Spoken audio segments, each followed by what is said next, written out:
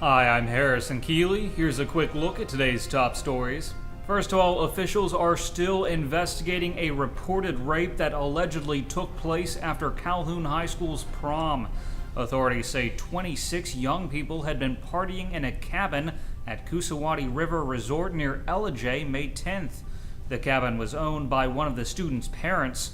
Multiple reports assert that several young men were involved in the alleged assault of a girl. The girl ended up in the hospital in need of serious medical treatment, and officials say nearly all of the 18 to 20-year-olds at the party were intoxicated. But other than that, the events of the night remain unclear.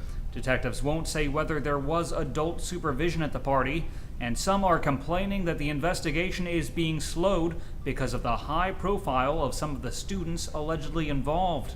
Some parents have called for the accused students to be suspended or kept from graduating, but the superintendent says it's too soon, especially since no one has been charged.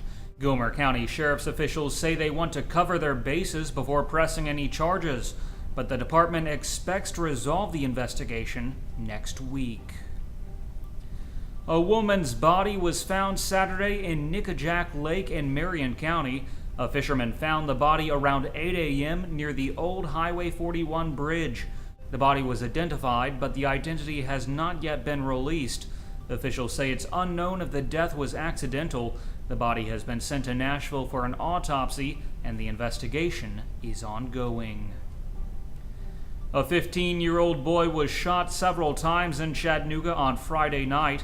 Police were called to the Woodlawn apartment complex around 11 p.m. The teen was taken to a hospital and his injuries were not life-threatening. Police say the shooter is a tall, skinny black man, but have not released a name. Anyone with information is asked to call the police. A mom has been arrested after a 9-month-old girl was left alone in a car.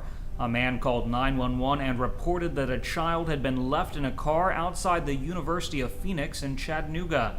Officers say they found the girl in a car seat with every door unlocked and a window cracked. Police say the girl had been in the car for 45 minutes when they arrived. They found the mother, 29-year-old Melissa Nicole Green, inside the University of Phoenix. Police say Green showed no concern about the child and only seemed worried that she'd be arrested. She refused to cooperate with police commands and had to be taken to the ground to be handcuffed. Green has been charged with child neglect and resisting arrest. North Georgia detectives are looking for a Botox bandit. Dalton police say thieves got away with thousands of dollars worth of Botox from a dental office. WRCB reports the medicines are there to treat jaw clenching and teeth grinding, but Botox is most commonly used to reduce wrinkles. Officials are afraid the criminals are turning around and injecting people illegally on the black market. The Chattanooga Lookouts baseball team is being sold. Businessman John Hughes of Warner Robins, Georgia, is buying the team. The Lookouts have been for sale since the end of the 2010 season. Purchasing the Lookouts would include the sale of AT&T Field. Similar franchises have sold in recent years for $12 to $15 million. Hughes is not expected to relocate the Lookouts, but the transfer of ownership will have to be approved by Major League Baseball, Minor League Baseball, and the Southern League. Murray County's former chief magistrate has been indicted for conspiring to plant drugs on his accuser's car.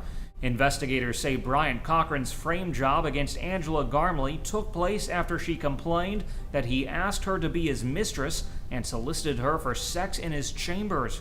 Now, almost 2 years after he resigned, federal investigators believe they can prove the charges. 44-year-old Cochran has pleaded not guilty and been released on his own recognizance. If convicted, he could face 20 years in prison. Brainerd Road will look very different under some proposed new zoning requirements. The area has suffered for years from commercial development right on the road. City Councilwoman Carol Burrs calls it a nasty, ugly disaster.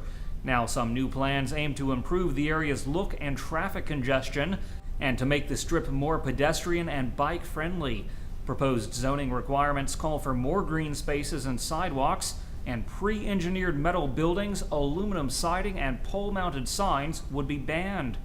Also, any new buildings would have an 18-foot minimum height requirement, and parking would be pushed back away from the road. The concept was recently presented to the Regional Planning Commission. It could become a city ordinance by late summer. Finally, a new neighborhood tavern is coming to the south side. The old Clyde's Auto Glass Shop on Main Street is being converted into a restaurant, appropriately called Clyde's. Owner Mike Monin hopes to have the new eatery open by August. It will be his 5th restaurant in Chattanooga. Turning to weather, today will be sunny with a high near 78 degrees. The low tonight will be around 59. That's it for today's newscast. Thanks for being with us. You can find more on these stories and breaking news all day long at timesfreepress.com.